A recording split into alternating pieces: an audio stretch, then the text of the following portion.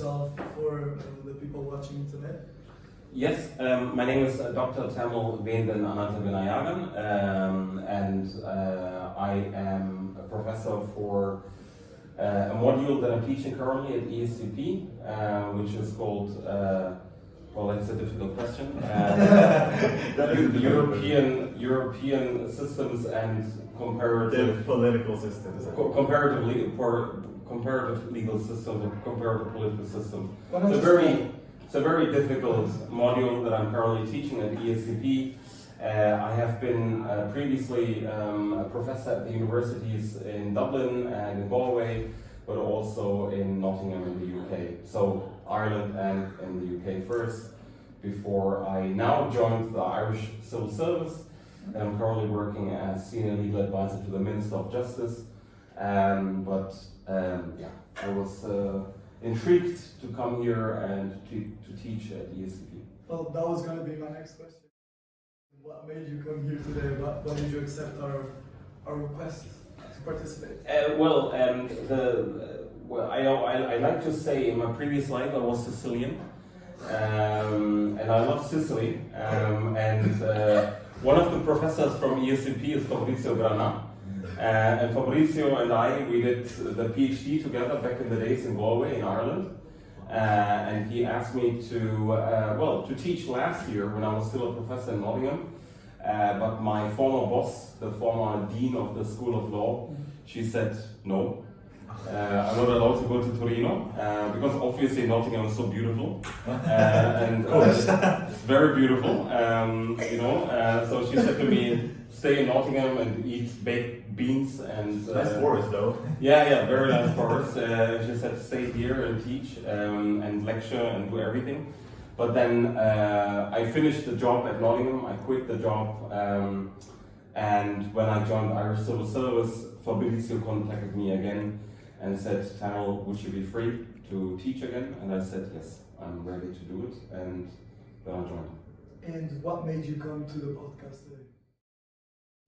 What made me come to the podcast, my absolute favorite student, Gaspar, made me come, and my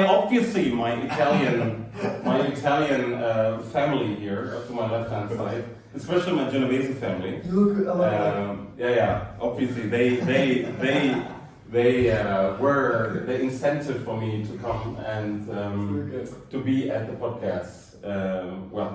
So that's the reason why I'm here. We're very happy to have you here today. Yeah. I'm already laughing just from... Yeah, for sure. I just had a quick question. You said about a civil servant, is that right? Yeah. What exactly is that? I mean, personally, I'm not too sure what it entails. Well, I'm currently a public official with the Irish government. So I am advising the Minister of Justice in Ireland on asylum matters and immigration matters. So, there are different issues that we have to cover, such as statelessness procedures for people who officially don't have a citizenship, apologies, it was my wife. You can respond to your wife. No, it's fine, we continue. She will understand. Am I still on? Yes, I am. Okay, good. We will cut it, don't worry. Sorry about that. I'm very sorry. Have the Italian wife, no knife. Anyway, I will call it that. I'm currently working as Senior Legal Advisor to the Minister of Justice. I'm advising her on immigration and asylum issues, meaning that there are a range of issues that are happening right now in Ireland in relation to asylum and immigration in general. And I need to give advice to the Minister on a couple of issues, such as I mentioned to you, statelessness procedure, because Ireland, for example, doesn't have a statelessness determination procedure, meaning that currently if somebody says he or she doesn't have a citizenship, then we need to determine statelessness. And I am in charge for the Irish government to determine that procedure currently. I am also currently in charge of negotiating with the UK government a new asylum system on returning asylum seekers to the UK or admitting them in Ireland. So that is another area where I'm concerned with, and there are plenty of other areas where I have to advise the minister, but that would go beyond the scope of this podcast, I think. So you have a lot of power. I would, yeah, well, yeah. You're like yeah. a marionette. Who Yeah, controls- yeah, exactly. controlling- somehow, You're yeah. controlling Ireland. A little bit. So before going throughout your past and the more deep topics, Yeah. let's talk. Do you like football? Do you I have love any interest? You lived in No, Nottingham. this is important. It's an anecdote we have with everybody. Every single. You're gonna have to answer these questions. It's important. It's fine. I love football. I'm a big football fan. As a matter of fact, I'm a football fan of FC Köln, which is my football club in Germany. I'm from the city of Bonn, the real capital of Germany. We never gave up on that title. But now the people from Berlin think that they are the capital, but you know, let's give them a thought. But if you are from Bonn, you support FC Köln, and that is like a rule. They have big ultras. Bitte? They have strong ultras. Oh yeah, we have a strong ultra. Very aggressive. Yeah. I've seen them before. Definitely. But no, I'm a big football fan. I was, back in the days, I was a semi-pro footballer in Germany. Really? Oh. But What then position did you play? I was a defensive midfielder. People called me Declan Gattuso. Rice. Gattuso, yeah. I was the Gattuso, the brown Gattuso. Yeah, good. Only a bit better looking, obviously. But I was defensive midfielder at the time, and I played as a semi-pro footballer. But my dad said at some stage, when I hoped that my football career could progress, my father said, "No, Go for all." He said, Go control football doesn't count. It's academics that count. So for him, he was a high achiever. And he was like a hero himself for the Thamil liberation movement in Sri Lanka. So he said to me, "No, you are going for academics and not for football." So I left football. I continued my academic career. But do you regret that decision? Or not at all? No, I wouldn't. Well, no. I don't regret it. I think I don't think I would have won the world championship. I don't think that I would have won it. But I'm happy with the academic stage or career that I took. I support football teams like FC Köln. As I said earlier, my wife is from Genova. For every sin, now I have to support the football team of So you my like wife. small clubs? Yeah, well, I used to support my absolute great in football, and I won't change my opinion, is Diego Armando Maradona. And that won't change. So you like Napoli? I support Napoli, but when I'm in front of my father-in-law, I have to support Genoa. Not Sampdoria, Genoa. Such a strong team. Yeah, well, no, it's not a strong. It's not a strong team. She knows they're in the corner. I joke all the time with her Yeah. because Genoa is always losing. Yeah, exactly. But yeah, these are the teams that I support. Yeah. Nice, but the real question, the important question, I'll let you. This question has divided, and it's very complex. We'll see how good of a politician you are to sort of scoot your way around it. Yeah. I'll cut to the chase. Messi or Ronaldo? It's an easy one. No. No, it's very easy. It's Cristiano Ronaldo. It's very easy, Cristiano Ronaldo. There For you me- go. for me- For everybody watching, Cristiano Ronaldo is the best player in the world, and there's no. Is this going to be online, this video? Okay, it's Cristiano Ronaldo. It's CR7. Favorite teacher in SFA. It's CR7. I'm not following. But your I question. I tell you why, because he's a person of actual struggle, and he came out of nothing, and Messi came as out of nothing. he did, but the thing is, Cristiano Ronaldo lost his father at an early stage. Like, he lost a father like I lost. I lost my father when I was very young. As a matter of fact, today is the 31st death anniversary of my father. So for me, it's not the 11th of March, it's not a good day. We're here to make it better. Yeah, that's Exactly. But to that end, I can really associate with Cristiano Ronaldo, and I know from when you watch different documentaries about Cristiano Ronaldo and his talks and everything, you know what he went through in his youth. So for that very purpose, I do think he, not only because of his history, but I also think because who he is right now and how much he gives back to people, he is actually, for me, the best footballer, and he is not as talented as Lionel Messi. And don't get me wrong, Lionel Messi is an amazing footballer. He will be, years down the line, he will be one of the top 5 footballers in world history. But yeah, no, he will be for all the achievements he did.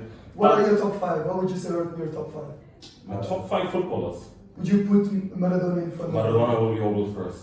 My uncle says the same thing because he saw him playing. He always tells me like. Diego Maradona There's is a sort of first. magic about And it. the second footballer that will be the best footballer, the second best footballer in history for me personally, Can we guess? is R9. no, Okay. it's Can we know the country of origin? Italy. Italy. Which one? I mean, there's a lot of good ones, but it's older people now. He has a Ballon d'Or Yeah, or not? no, it's Roberto Baggio.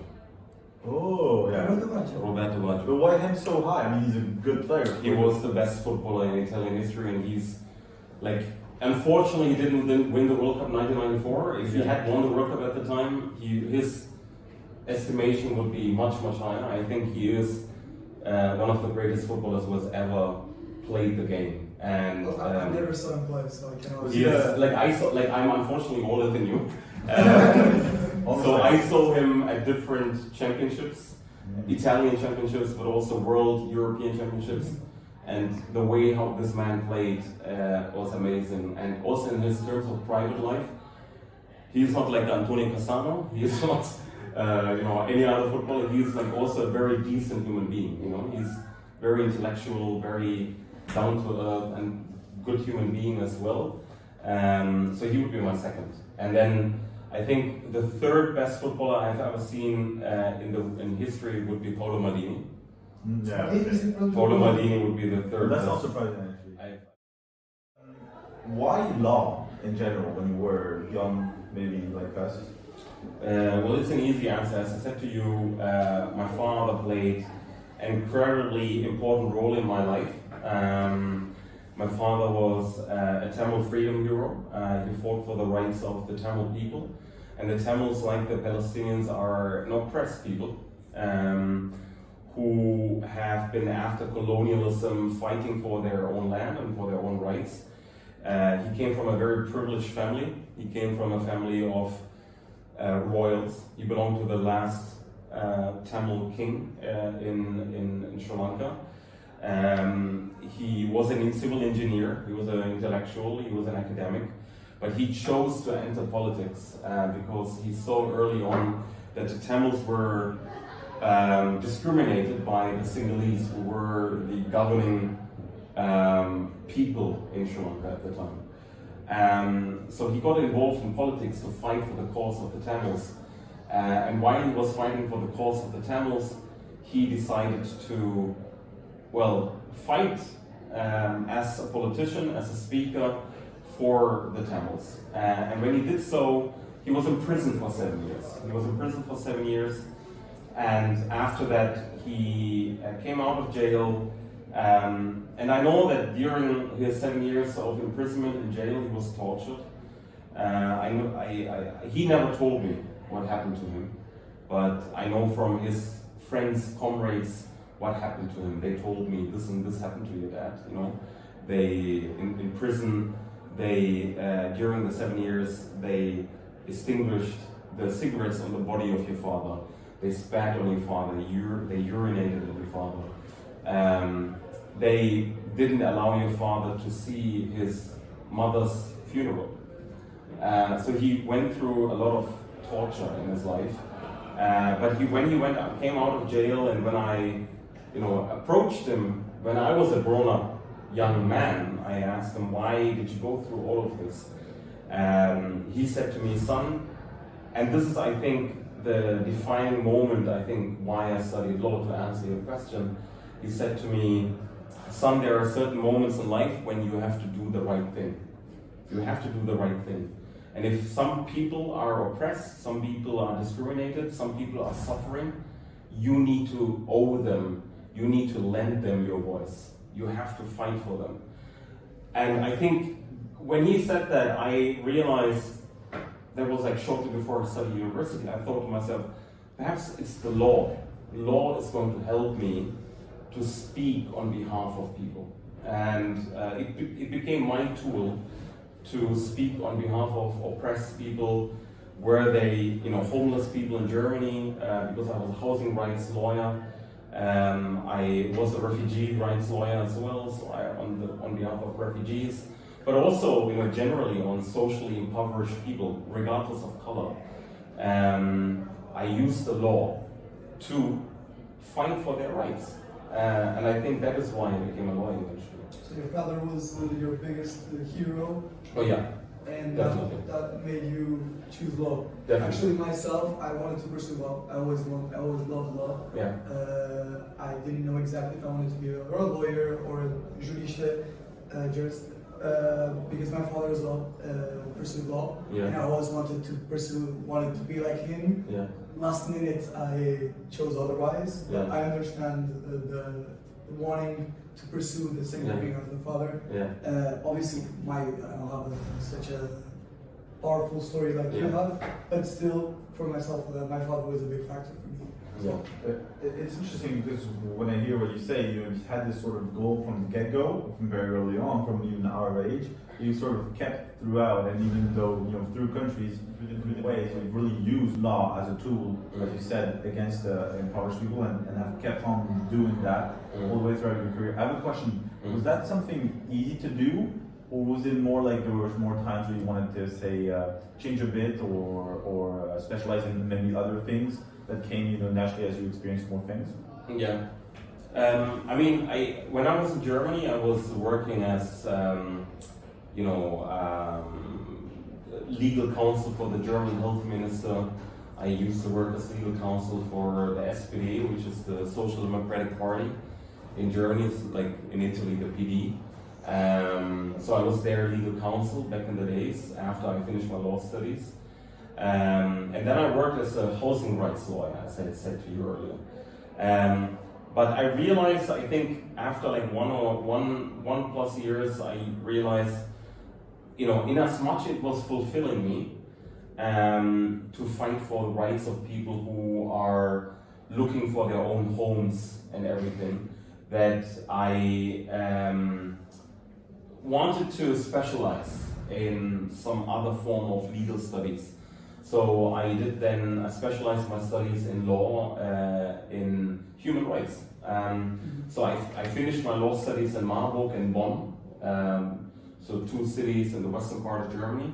And then I did my master's in Maastricht in the Netherlands in human rights law. So that is like to answer Gaspar's question, where I specialized my studies, where I knew that human rights was the area that I was always interested in, and that really kicked off my career as an academic. I did my master's in human rights, and then I did my PhD in Galway at the Irish Centre for Human Rights, which is a very famous academic institution for human rights education. So you've traveled a lot. You've been in various different countries, working, studying. Yeah. So you. Yeah. Yeah. Has these different countries, brought you a different point of view each time, would you say, and like build it throughout? Or actually have you, as you've grown, sort of went back to one singular point of view? Or would you say things have developed? It's a very good question. In Germany, I realized during my studies, in as much, I always say this very often, I miss Germany, but not because of Germany. I miss Germany because of memories of my childhood. I miss of my father, my mom. My mom still lives in Germany. My best friends are living in Germany. Antonio, for example, lives in Germany. So all of these people, are still in Germany, and I miss them. But coming to Netherlands, I think Netherlands enabled me. How shall I put it? Like Bonn was a very special place because Bonn was the former capital. And you had people from all over the world there. In a little village, Bonn is a small city. It's not Roma, it is not Paris, it is not, Berlin. It is a small city, you know. So 300,000 people live there. Yeah. But it was still little United Nations.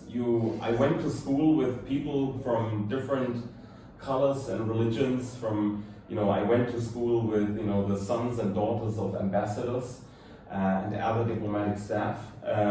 So that privileged me to get to know different cultures. So my parents always taught me to be open-minded towards other cultures and other religions. Today is the start of Ramadan. I fasted. Although I'm a Hindu, I fasted for Ramadan with my best friends who were Muslims. That taught me to be always open-minded. But when I came to the Netherlands, the world even opened further. There were even more people from different parts of the world, not only from the European countries, but also from other parts of the world. So I think Netherlands helped me to internationalize myself more in the academic setting. But I think Ireland is a special country in we have to say, global north. It's a very diplomatic country, isn't it? Yes, Ireland is special in the sense of Ireland is the only Western country in the global north that went through 800 years of colonialism. Yeah. It's really shaped the country. It shaped the country. It shaped their mentality. It shaped their sense of community. In what way would you say? In sense of community sense, to solidarity, family, fighting for each other and opening the arms to people who are in need. I think the Irish are a very special people in that regard, that they are very open. There are these stereotypes about the Irish, but the Irish are very warm people, very calm, not calm, they are not calm. They are very open people and very accommodating people. And for them, the sense of solidarity and community plays a big role. And that is something I always appreciated about the Irish. There are numerous stories I can tell you about the Irish. I tell you one story, perhaps, if I may. I had to accompany some of my students from Bratislava. Don't worry. I had to accompany some of my students from Bratislava to a competition. From Dublin to Bratislava, other way around, for a law competition. And we flew back from Bratislava to Dublin. And we arrived, everybody took their buses, taxis, cars to their homes. I had to take the bus and the train to get to my house, our house, which is in the south side of Dublin. But it was a Sunday, it was a beautiful day, Sunday, and the taxis, and there were no taxis, and there were no trains that could drive me to my house. So I took the bus, arrived at a train station, went to the train station, no trains, and then the technician of the train came and said, "Oh, the next train is in 45 minutes." And at that point I was like, okay, whatever, now I have to wait 45 minutes, it's a sunny day. And he said, "You know what, where do you live?" And I said, "I live in Dunleary." He took you down. And he said, "You know what, I drive you down. I drive you just simply down, otherwise you have to wait." It was a sunny day, but it was still cold. And he said, "You know what, I drive you down." And that is what, I said to my wife and to my different friends, this would not have happened in Germany. Yeah. This would not have happened in Germany. This would not have happened. It would not have happened in Paris and France in general too. But that speaks to the Irish culture, the Irish, way of helping each other. They care for each other, and You may want to visit. Yeah, no. It is a country where I've lived now 11 years in Ireland, and the Irish, like the Italians, and the Tamils, obviously, and also obviously the Germans and the Portuguese perhaps as well. But obviously, my wife is from Italy. I was born and raised in Germany. I'm a Tamil, so I feel strongly as a Tamil. But I lived now in Ireland for 11 years, so I'm very deeply committed to the Irish people and their cultures. And I think that shaped me because, to answer Gaspar's question, I think what I see in Ireland is very much what the Tamils would do. The Tamils have also the sense of community, solidarity, and caring for each other. And I think that is something that I see reflected in the Irish. And that is why I'm very happy to be in Ireland, and that has shaped me as well. Yeah, and now in Ireland there's some big news. Did you hear about what happened? I think it was yesterday. About Oscar-winning. Oh yeah. He won. Cillian Murphy. Yeah. Oh, yeah. Since we're talking about Ireland, I found it pertinent and interesting to mention that he won. I was really impressed. Yeah. I didn't watch Oppenheimer, but I watched Peaky Blinders. Yeah. I see it, Yeah. and I found it really good. And I think throughout the years, at least for the last 10 years, Ireland, the country and the people are getting more image because of certain people like him and, for example, Conor McGregor, people that bring out this image of the country. For example, in Portugal we have Cristiano Ronaldo.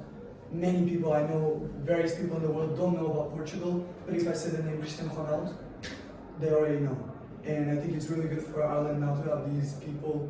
Eventually, people will recognize the country for, and maybe they gain some interest in the country or in the people, or maybe with this story, gain interest in visiting Dublin as well. But look, I do think Cillian Murphy did a huge favor to Ireland, definitely. He is actually my neighbor, as a matter of fact. He lives like 10 minutes away, like just up the road. He lives in Loguer, does he? Sorry? Does he actually live in Loguer? No, he lives in Wonstown, which is like the neighboring village. Okay. So I do see him occasionally walking his dog when I'm cycling. Wow, that's crazy. So he lives very close to me. He lives next to me. He moved there from London. He lived with his wife and the 2 kids until recently there, and then he decided to come back to Ireland. No, look, Antonio, he did a great favor to the Republic of Ireland, but I think Ireland is. Conor McGregor is a divisive person in Ireland, I think. Also because of his very racist views also. He does? Yeah, he has some certain racist views. But I think, Ireland has produced really great intellectuals.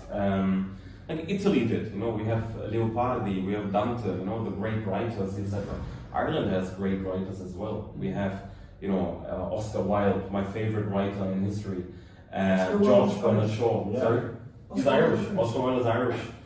George Bernard Shaw, James Joyce, W.B. Yeats. They are great writers, great minds, and I think they've shaped also the Irish culture in an incredible fashion.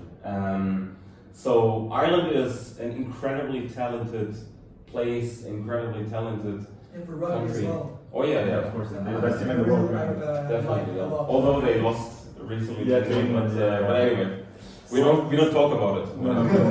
That is actually crazy because I also lived in Ireland in South Dublin. And I just realized I lived near Dunlogair, so you and apparently also Cillian Murphy, which is I deeply regret now leaving Ireland, but the sense of culture is definitely there. I also wanted to talk about, if I understood, so we looked quickly about you also online. There was a surprising amount of material actually, and notably apparently a book you made, if that's right, about the United Nations in Sri Lanka. Mm-hmm. It seems very complex, at least from an outside perspective. What exactly is the book you wrote actually? What's its goal? Well, the goal was to investigate one crucial thing. We are here at the business school, obviously, but at the same time, it's important to look at, the larger legal framework. Sri Lanka, as a global South country, has signed up to more human rights treaties than any other Western country. So there are different human rights treaties in the world under the auspices of the United Nations. And Sri Lanka has signed up to a lot of human rights treaties, more than any other country in the Western world, actually. So, having said that, my question was for the PhD, I mean, did all these obligations to human rights under the United Nations make any impact on the ground? Did anything change? How did it filter out into Yes. the real world? Did it actually filter down? Did it change, how we perceived human rights in Sri Lanka? But at the same time, Sri Lanka went through a civil war of 26 years. More than 300,000 people died. Sri Lanka has the second highest number of enforced disappearances in the world, only topped by Iraq. Wow. So, Sri Lanka's human rights record is quite abysmal. It's very bad compared to its human rights commitments. So that was my rationale. I wanted to know, did anything change because of the engagement with the United Nations? But my outcome was that Sri Lanka didn't change in as much as the United Nations changed because of Sri Lanka. Because of the failure in Sri Lanka, the United Nations adopted different methods and policies to change their behavior for future situations. Yeah, because that's the question I was going to say, is that if Sri Lanka is one of those countries that signed some of the most human rights treaties, and the situation there is abysmal, isn't that putting in question the way we treat human rights, especially with the treaties and then the United Nations themselves? And how did then the United Nations develop from the failure of Sri Lanka? Yeah, well, it's a good question. I mean, I don't want to go too much into the details. I mean, I would go, perhaps not interest many people here in the room. The United Nations adopted many measures. There's something that's called the Petrie Report, like an internal review of the United Nations action on Sri Lanka. They adopted different panels of experts to investigate Sri Lanka. They adopted the Human Rights Initiative method, which is called Human Rights Upfront. So there were different measures taken by the United Nations to change how they are going to act when it comes to serious human rights violations.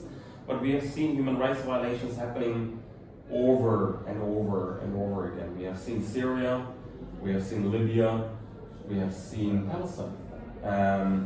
I think the United Nations has failed on all of those occasions, but at the same time, I've been always very critical of the United Nations for various reasons, perhaps in particular because of the Sri Lankan experience, but we don't have any better organization right now.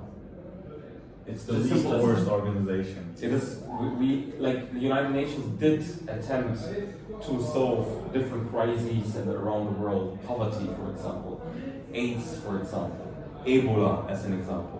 So there are different areas where the United Nations was successful. We shouldn't forget that, and they were also successful in negotiating different conflicts in the world. And if you think of Colombia, if you think of Myanmar, the United Nations was active. They are, obviously where there is light, there is more shadow. But we need to make the United Nations a better organization. I don't believe we need to get rid of it. We need to make it a better organization. That's a very interesting sense. I mean, it opens up a whole other array of things. I'm not sure we should go too much in depth on this. I mean, personally, I would love to, but I know we're going to lose a lot of people. To link all of this, I was going to say legal information, but just information in general about the world, back to our course. See here, we're first year students. Most of us are 18, 19, some of us even 17. There's 2006s here. How do you, first of all, get us engaged and interest us about these topics to a class of 30 people that has already had 4 hours of class and is already halfway bored? Yeah, it's also an excellent question.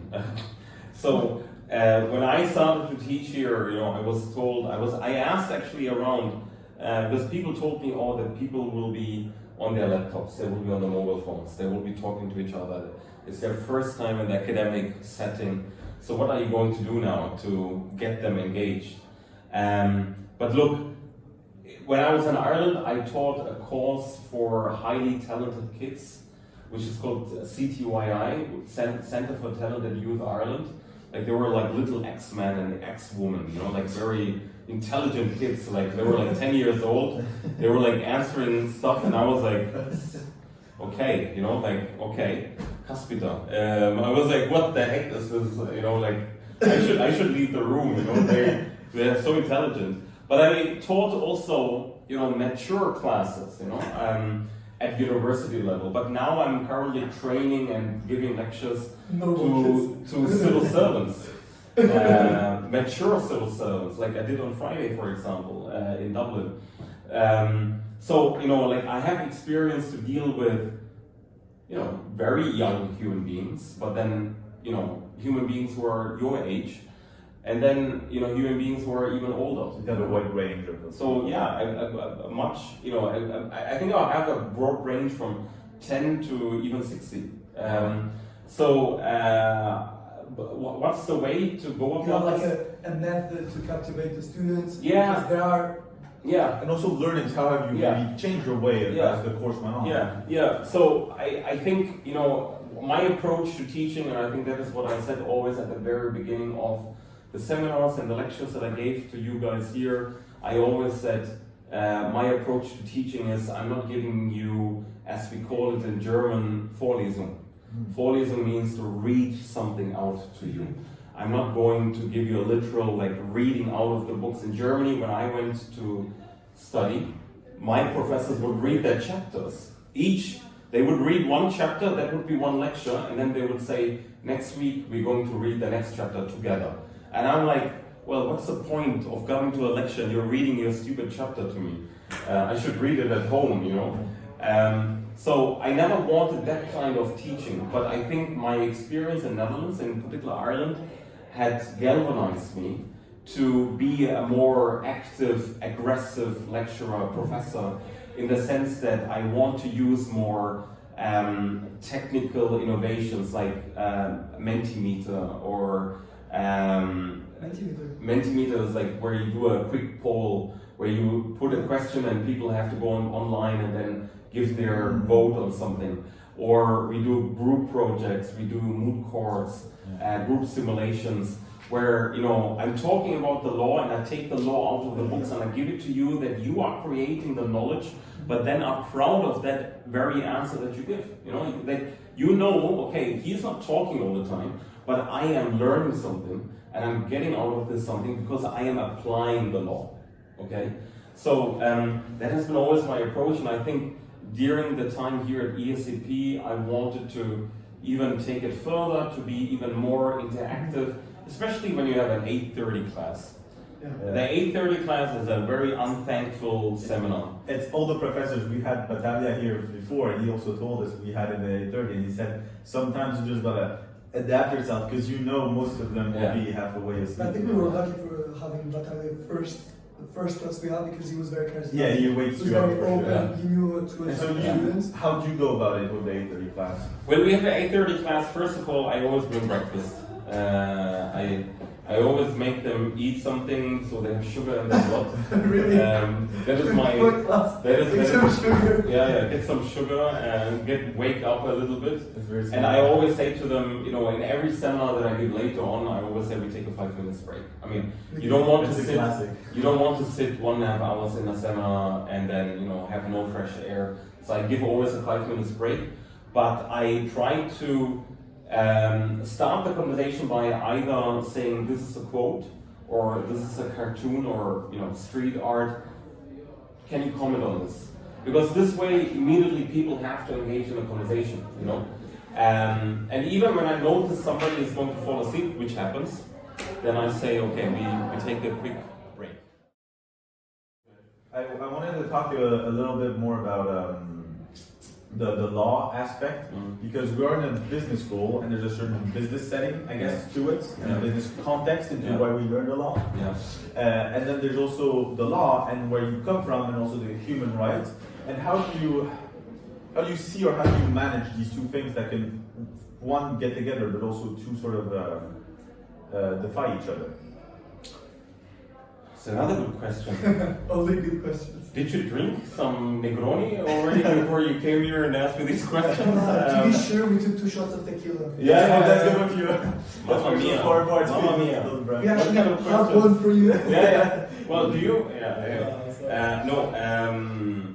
It's a very good question, actually. Look, when Professor Grana asked me to teach, I relayed this information to my wife, and my wife immediately said to me, "Why do you do this?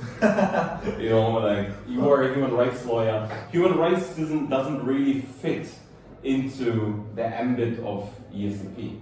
At first glance, I would say. Yes, yes. But there is something that relates and connects human rights with business. If you think of like an emerging field in human rights law, which is business and human rights, how can we, include human rights? Remember when we talked about the Rana Plaza incident and the collapse of the building in Rana Plaza in Bangladesh, because there were business people who were so greedy, who didn't invest in proper security of the building. That building collapsed. Hundreds of people died, and there were no proper security measures. There were lack of health standards, lack of labor standards. So there is where business and human rights go hand in hand. Human rights need to aid business and needs to create a room for business to flourish.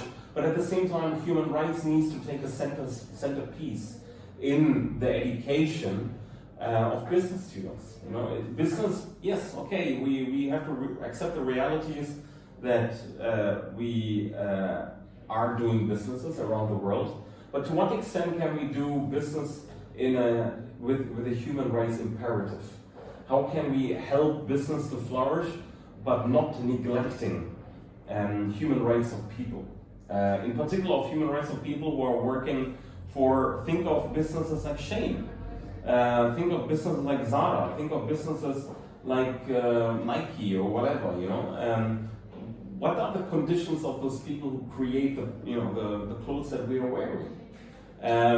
We need to advocate more. I think that is like a key aspect when we are teaching business to you, but also when you are going out of ESCP, that you are aware that business doesn't go in an isolated area. Business comes with a human rights core, because business can only thrive if the human rights of people are observed. If you have, I would wonder, do you have a specific moment? Did you have quite a long career with different aspects? Do you have an anecdote or a moment during that career where you really realized, this is why I did this. This is why I put so much effort in. I've really created an impact here, maybe in this world, maybe that the students. Would you say it's your father?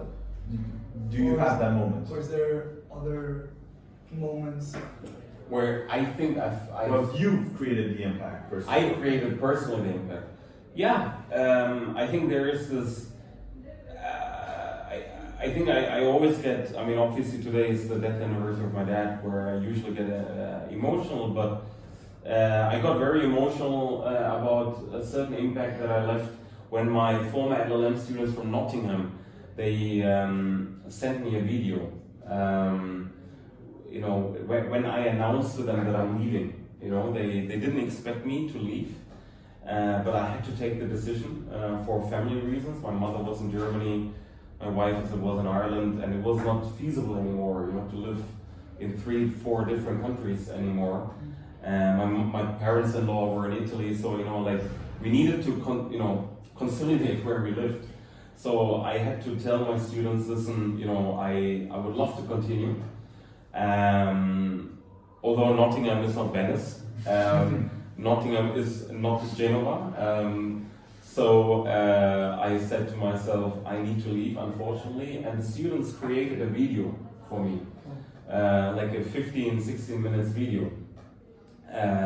Which touched me, where you thought, you thought, okay, you come every day into the lecture theater, you're writing your articles, you're writing your books, you're giving interviews somewhere, and you're going out and that's it, You're closing the door and you don't think about anything else. But then the students in this video that they sent me, like each and every student from this LLM course, they said, you think you didn't leave an imprint on us, but you left an imprint.